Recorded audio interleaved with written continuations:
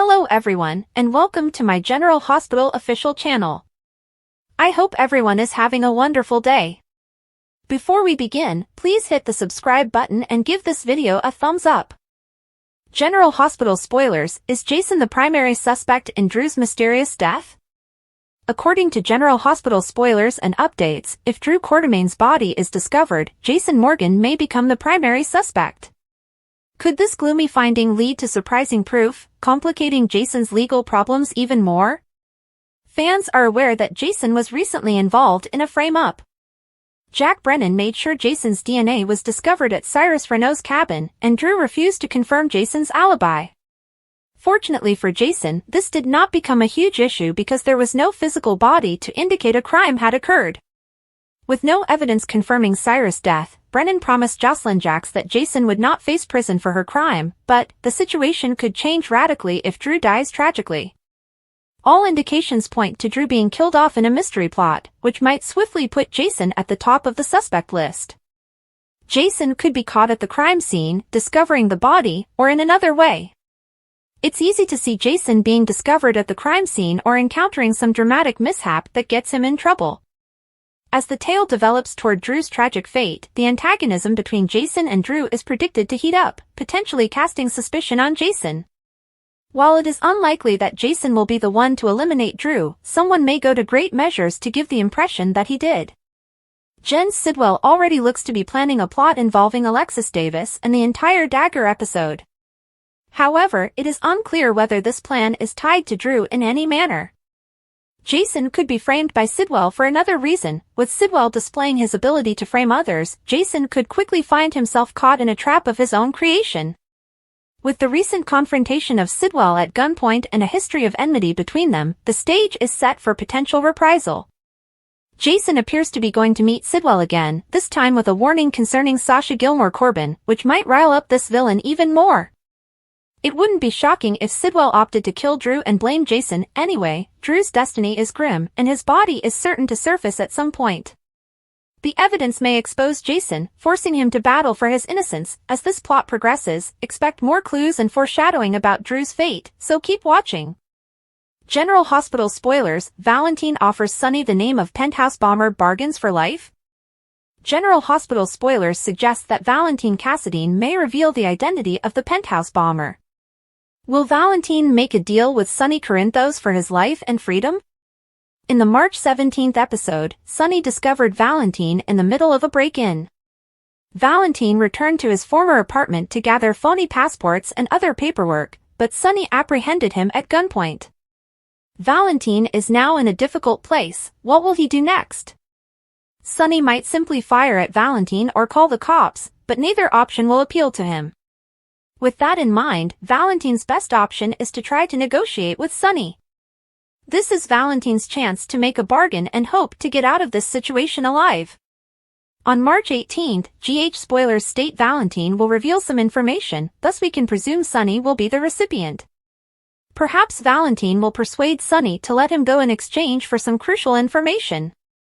Valentine may know who is to blame for blowing up Sonny's apartment, as the perpetrator may be connected to the intelligence establishment.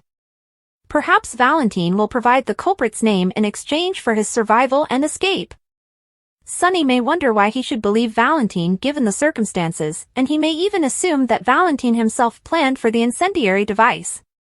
However, Valentine may present proof that redirects suspicion away from himself and toward someone else. There could be a trail that leads to another baddie, therefore Valentine may insist the information will be verified if Sonny investigates. Valentine may allege that Jack Brennan is responsible for the explosion, or he may accuse someone else. In either case, Valentine may claim innocence in the penthouse explosion and reveal information on the guilty individual. Of course, Sonny could still fire at Valentine, but it would cause a mess in his new home and could lead to an investigation if someone heard the shot. Sonny may want to avoid calling the police on Valentine. Valentine would argue that if Sonny lets him leave, he can deal with the explosion's perpetrator on his own terms. Otherwise, Valentine could tell the cops everything, jeopardizing Sonny's chances of vigilante justice. Will Sonny make a deal with Valentine? Will Valentine divulge the name of the person who blew up Sonny's penthouse, and if so, will he speak the truth? In any event, General Hospital rumors indicate that Valentine will extend an offer and make some predictions about what comes next, so stay tuned for more on Sonny's reaction to his big news. General Hospital spoilers: as GH ratings fall, will producers go back in time to bring fans closer? According to General Hospital spoilers, this soap has been a daytime television staple for decades, but recent ratings show that all is not well in Port Charles. GH has experienced a dramatic drop in ratings, prompting fans to speculate about what changes may be on the way. One tried and true way for reigniting interest in the show has been to bring back known figures from the past. Could we see some significant returns to shake things up and get fans interested again? General Hospital spoilers: falling ratings could mean the return of a villain. The most recent ratings figures indicate that GH is struggling to maintain its audience, and with storylines diverging in unexpected places, some viewers have grown restless. What is the good news? A deliberate character comeback could assist to turn things around. One possibility is that Heather Weber will return. Heather's unexpected and malicious tactics have made her a fan favorite in the past, and with Dr. Portia Robinson being embroiled in a hazardous game with Drew Quartermaine, this could be the perfect time for Heather to resurface.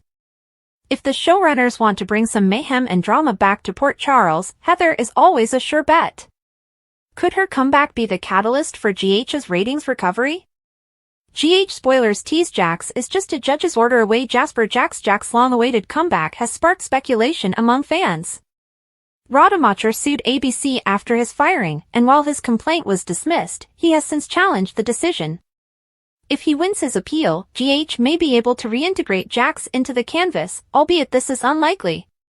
Jax's return might alter uptown dynamics, especially because Sonny Corinthos is now dealing with a health problem and Carly Spencer is constantly in the midst of something dramatic. Still, with the legal struggle ongoing, it's unclear whether GH will ever consider welcoming Rademacher back. General Hospital spoilers: recent losses caused ratings to drop. Another significant gripe among fans has been the absence of two crucial figures, Michael Corinthos and Sam McCall. Viewers have observed a shift in the show's energy since Duel and Monaco left the screen, and it is not for the better. Michael's presence has always been an important aspect of GH, particularly given the continuing drama surrounding his connections with Willow Corinthos and Sonny. Meanwhile, Sam has long been a fan-favorite character, and her absence has left a considerable hole.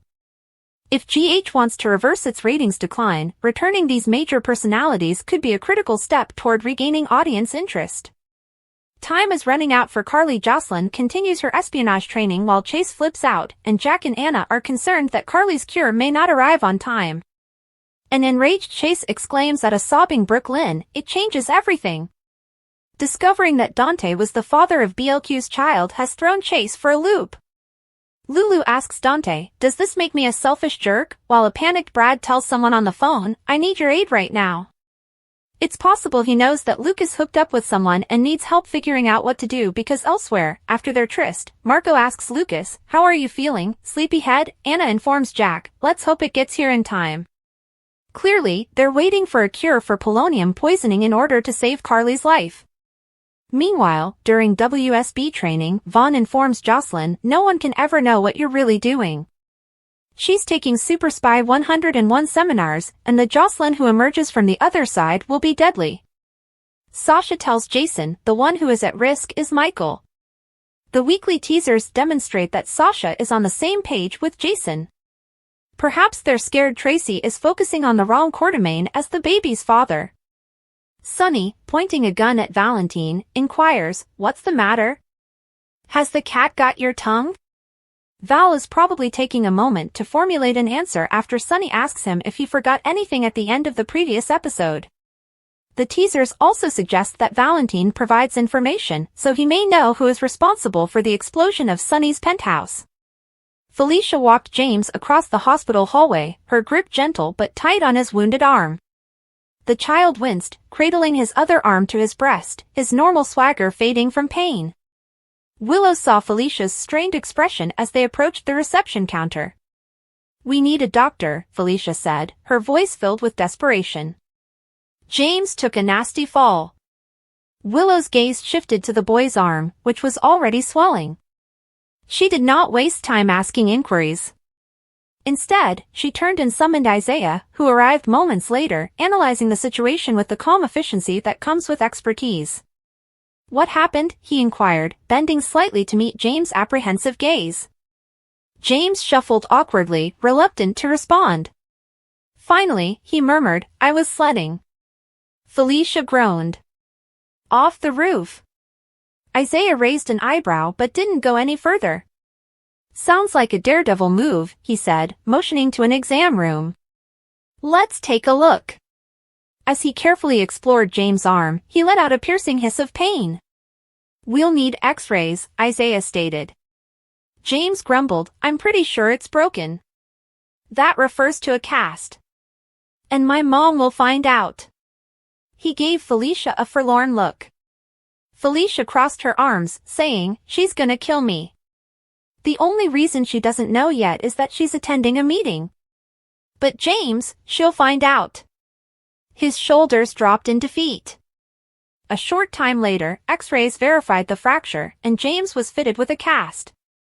After much contemplation, he chose pink. "It's my mom's favorite color," he said, frowning. "Not that it will make her any less mad," Isaiah said with a comforting smile. "She may be upset at first, but it will pass."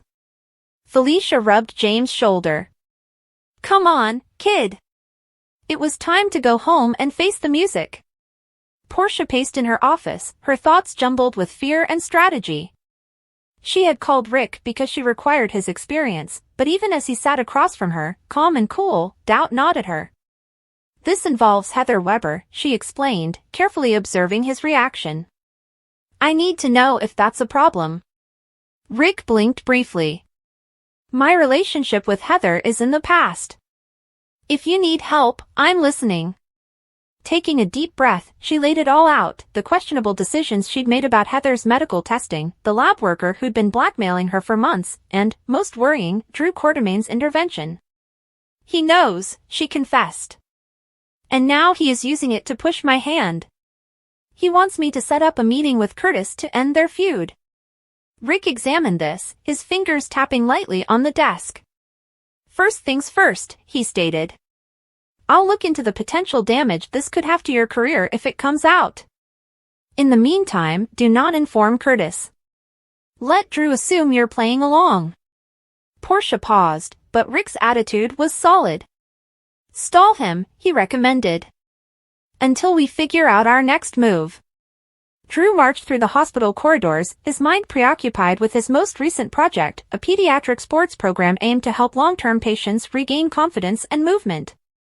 When he spotted Elizabeth, he immediately looped her in. "I'd love for you to be the liaison," he told me. Elizabeth's face lightened up. "That sounds amazing." Drew's expression relaxed. "Oscar would be proud." "That is the idea. This program is for him." Not long after, Trina arrived with Kai, an aspiring athlete whose coach had encouraged him to participate. Kai extended his hand. "I'd love to help. And I know other PCU athletes who might be interested." Drew shook his hand firmly. "That would be amazing. This program is very important to me." Trina nodded. "Oscar would have loved this." Drew's eyes were filled with sadness, but he forced a grin. "We've all lost amazing people," Trina said, gesturing toward an office door. "If you want to talk to my mom, she's in there," Drew said, nodding gratefully before heading to Portia's office. Felicia and James were about to leave the hospital when they almost ran into Trina and Kai outside. James' eyes brightened with excitement. "No way! You are Kai! From football!" Kai chuckled. "Guilty as charged." James extended his arm. "You have to sign my cast." Kai obliged, and Felicia smiled at their natural interaction. "How is therapy going?" she asked. Kai shrugged. "I have a lot of opportunities ahead. Just figuring out which path to take." Felicia nodded, knowing how tough such decisions might be. Meanwhile, Willow and Isaiah stayed in the ER, enjoying a rare peaceful moment among patients. "You're a natural here," Isaiah added. Willow grins. I absolutely love it. It's exciting. And the instant gratification of helping people, it feels right. Isaiah nodded in approval.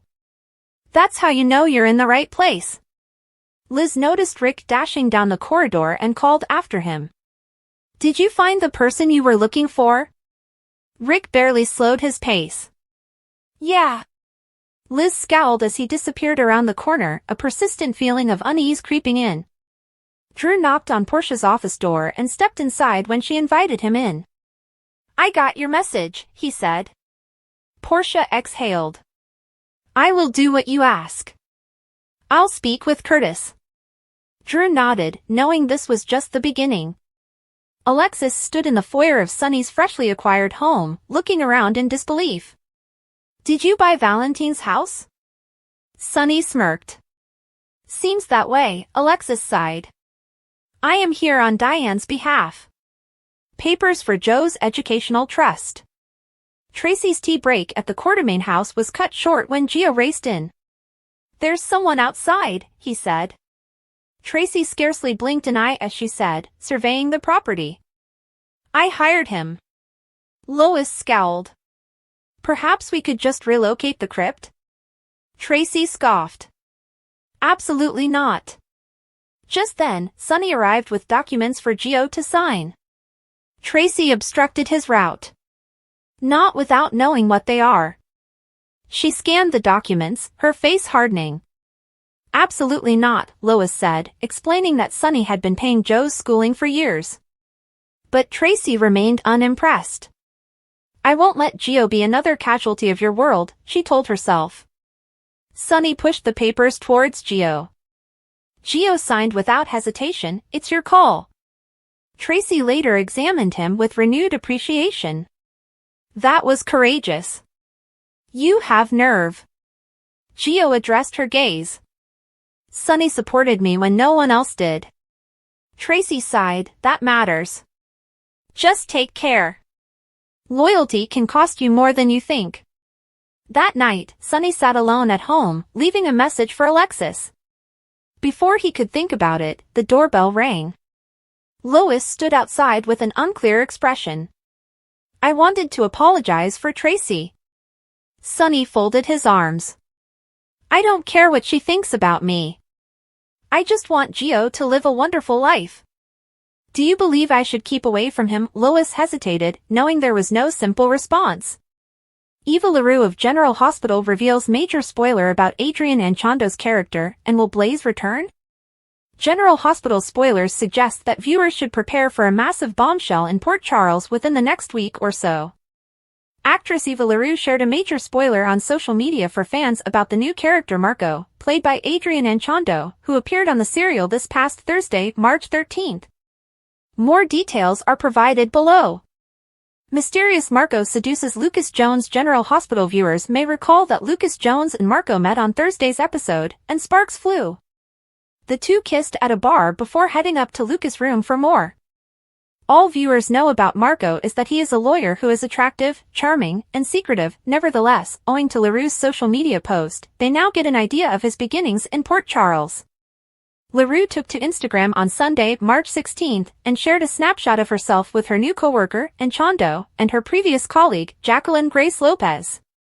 The message said, me #General Hospital Familia #my kids at General Hospital. Anchondo and Lopez were also tagged in the photo. First things first, Marco is Natalia's son. The Instagram photo appears to hint at this. Could he be Jen Sidwell's son as well? Also, is Blaze returning to the canvas, or is this a photoshopped image? Could she have returned just for the picture, or is there more to this? In an odd turn of events, Anchondo and Lopez are now following one other on Instagram. Are you pleased about the prospect of Marco being Sidwell and Natalia's son? Could Blaze be returning, and if so, how long will her run last? Is she here to stay? Does Natalia realize that her kid is gay as well? So many questions and so few answers. What are your thoughts on Marco being Natalia's son? Is General Hospital preparing for a Willow and Chase reunion? Willow and Chase are going through a lot. Could it bring them closer? Love comes and goes quickly on General Hospital. Willow and Michael were happy in their marriage and expected it to endure forever. Chase and Brooke Lynn were an ideal match.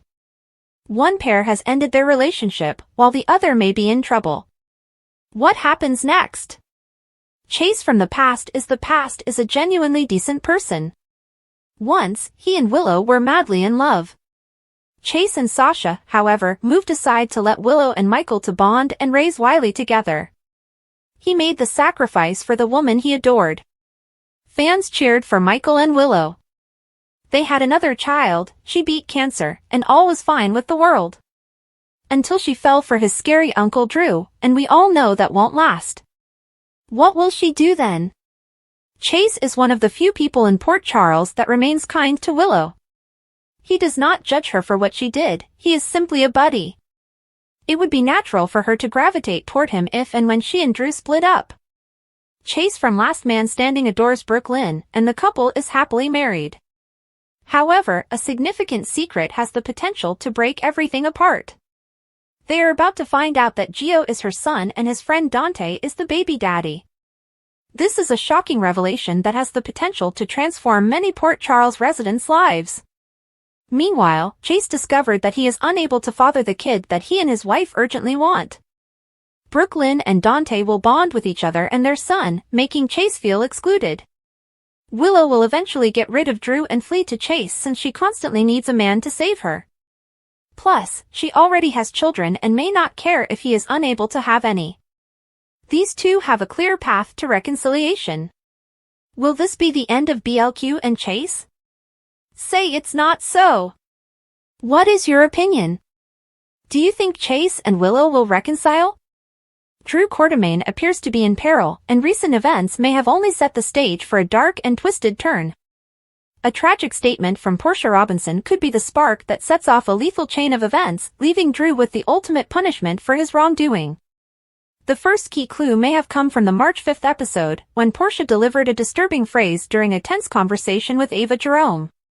As Portia confided in Ava about her continuous blackmail situation, Ava made it plain that there were no simple solutions to her problem. But Portia's response sent shivers down my spine, as she added, "Unless Drew's dead." A seemingly casual remark, but one that could portend a sad reality. It's probable that this was the first of many hints, the start of a meticulously crafted plot that would lead Drew's journey to a tragic end.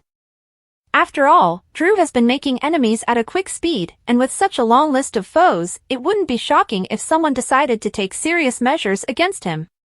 The foundation for a murder mystery may already be in place, with small hints spread across the canvas. In the next weeks, viewers may observe cryptic remarks and veiled threats thrown toward Drew, each of which could bring him closer to death. The notion of a mysterious figure hiding in the background, waiting for the right moment to strike, heightens the excitement in the unfolding drama. Perhaps a gloved hand will be the last thing Drew sees before his narrative comes to a sudden and deadly conclusion. Given Drew's previous actions, it wouldn't be surprising if the writers were directing him toward the exit. His actions have alienated him from almost everyone, and his constant desire of power and control has only helped to make him a target. It's almost as if he's been written into a corner, with only one way out, a final, tragic twist. Portia's frightening words could have been more than a passing remark, they could have been a clue that Drew's fate had already been decided. If he does die, the mystery of who is responsible will undoubtedly take center stage. The list of potential suspects would be lengthy, packed with characters with a desire to see Drew disappear for good. From economic rivals to personal betrayals, there are several reasons why someone would wish to eliminate him. But is this really the correct way for Drew? Has he become so irredeemable that his only remaining plot is one that ends tragically? It appears that the writing is on the wall, and unless something drastic changes, Drew may soon become the latest casualty in a society where betrayal is prevalent and justice is frequently delivered with blood. Will Drew be the next one to fall? Who will step up to take him down? Will anyone grieve his death once the dust has settled? General Hospital may soon face a fatal clash, and Drew's time may be running out faster than he realizes. Broken trust, broken hearts, urgent help needed, and reality checks. Brooke Lynn Chase weeps over broken trust with a broken heart, Brad Cooper requires immediate assistance, and Jocelyn Jacks receives a harsh reality check. Broken trust, broken heart. After Brooke Lynn revealed to Harrison Chase that Dante Falconeri is the father of her child, Chase appears to be overwhelmed. Brooke Lynn clearly believes she has broken his trust as he reacts, yelling, "This changes everything." She seemed to be heartbroken. It puts Chase in a difficult situation, especially since Dante is his PCPD partner. Can the two of them work things out? Brooke Lynn is clearly worried this is the end. Meanwhile, Chase is presented with a problem.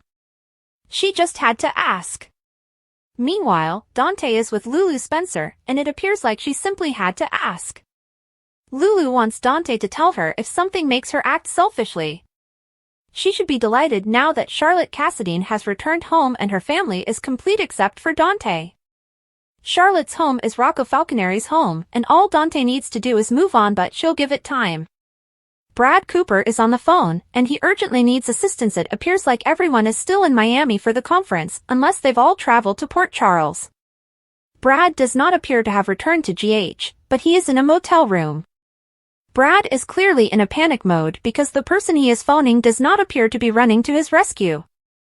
Is he trying to contact Lucas Jones for assistance, as he is otherwise occupied? And apparently his phone is turned off, or he is sleeping too hard to hear it. Lucas is mortified after drinking too much at the bar. He wakes up in bed in another hotel room as Marco approaches. He asks Lucas, "How are you feeling, sleepyhead?" Lucas is embarrassed to learn he got so intoxicated that he spent the night with a random man he met at the bar. Marco will be revealed to be the son of Natalia Ramirez and Jens Sidwell, and he works as an attorney for Sidwell's company. Antidote is urgently needed. Brad isn't the only one in desperate need of assistance. A concerned Jack Brennan and Anna Devane are waiting at General Hospital. Carly Spencer is waiting for an antidote to polonium poisoning, which was found in the champagne she drank at Jack's Metro Court penthouse. Anna tells Brennan that she hopes it arrives in time because Carly is terminally ill. Apparently, they've created an antidote since 20 years ago, when Jerry Jacks and Luke Spencer were poisoned by polonium through their earrings. Anna should remember that perilous moment well. Reality check. Meanwhile, one of Carly's family members, Jocelyn, who is in WSB training, will not be alerted of her mother's situation. Vaughn, her manager, assures her that no one will ever know what she is truly doing. Is Jack going to make an exception and call her back to Port Charles, or will he leave her in training, possibly sending her after Valentine, whom he knows intended to poison him? It's an extreme emergency, and as Willow Corinthos pointed out, Carly's family has a right to know, but Brennan refused. Sasha levels with Jason. Meanwhile, back at the Quartermain estate, Sasha Corbin connects with Jason Morgan. She called him over to discuss the baby, but now she informs him that Michael Corinthos is in danger. Sasha was happily looking at an ultrasound scan of her child when she became involved in another of Tracy Quartermain's family squabbles, although she empathized with the family. She has to be talking about Drew Quartermain's power excursions, which caused all of the troubles with the family crypt. She has to be concerned that Drew and Willow may do something to harm Michael, albeit from a considerable distance. Valentine provides information. Meanwhile, Valentine was caught red-handed by Sonny Corinthos as he broke into his old house, where Sonny now resides, to obtain some phony passports from a locked box. Sonny first inquired if he forgot something while holding a gun, and now he asks if the cat got his tongue. Valentine will supply information, which could be enough to spare his life. Valentine might know who is responsible for the firebombing of Sonny's penthouse, which severely burnt Michael. Sonny holds Valentine at gunpoint. Poisoned Carly rushes to GH. Sonny Corinthos held Valentine Cassadine at gunpoint while a poisoned Carly Spencer was transported to GH. At home, Trina Robinson invited Kai Taylor in and recounted how Emma Drake's book reignited her grief over Spencer Cassadine's death. After telling Kai about her tumultuous romance with Spencer and how he died to save her life, Trina apologized for throwing everything on him. However, Kai wanted to know everything about Trina and gave her a kiss as well as a gift bag. When Kai left, Trina grinned as she opened her last birthday present, a framed snapshot of herself and Kai from their recent art endeavor. Tracy Quartermain was plainly plotting something at the Quartermain mansion, which made Brooke Lynn Quartermain skeptical of her grandmother's intentions. Brooke Lynn, Harrison Chase, and Giovanni Gio Palmieri all ended up discussing how Tracy had her family's best interests at heart, but Drew Quartermain was vengeful. Brooklyn later told Chase that Gloria Cerullo had been aware of her pregnancy for quite some time, and she believed she should have been informed. Chase also learned that Lulu Spencer found out about the baby after Lois Cerullo told Martin Gray. Chase became curious about Lois' motivations and whether she was attempting to discover Brooklyn's child. Brooklyn didn't want to conceal secrets that could harm their relationship, so she told Chase the complete truth, admitting Dante Falconeri was the father of the kid she gave up. Martin was visiting Laura Collins when Anna Devane arrived with a marshal holding an arrest order for him. Martin discovered that he might be extradited to California over alimony difficulties involving one of his ex-wives. Tracy eventually appeared and claimed responsibility for setting Martin's current situation in action. Despite Martin's attempts to bargain with Tracy, she ordered the marshal to arrest him. Carly drank a glass of champagne in Jack Brennan's suite before he emerged from the shower. Brennan was ready to join Carly in sipping one when he noticed the bottle label had been tampered with. Carly began to feel ill as Brennan slammed her glass out of her hand. When Carly slumped, Brennan called for rescue and instructed GH to prepare for a poisoning victim who would require stomach pumping. Valentine stood outside Brennan's suite, waiting and listening. Valentine fled after hearing Brennan call out Carly's name. Jason Morgan gave Sonny an update on the Buenos Aires trip and everything that had happened with Valentine. When the conversation shifted to the penthouse explosion, Sonny theorized again that Jen Sidwell was responsible before contemplating alternative possibilities. Because the incendiary device was commonly employed in the intelligence sector, Sonny evaluated the potential that someone within that community wished to take him down. Brennan was a name Sonny considered, but he assumed Brennan would not have endangered Carly's children. After Sonny pressed him to speak with Anna Devane and watch after Sasha Gilmore Corbin, Jason returned to the Quartermaine house. Sasha approached Jason and insisted on talking about the kid. Brennan had an agent guard Carly's room at the hospital and directed the lab to detect the poison she consumed.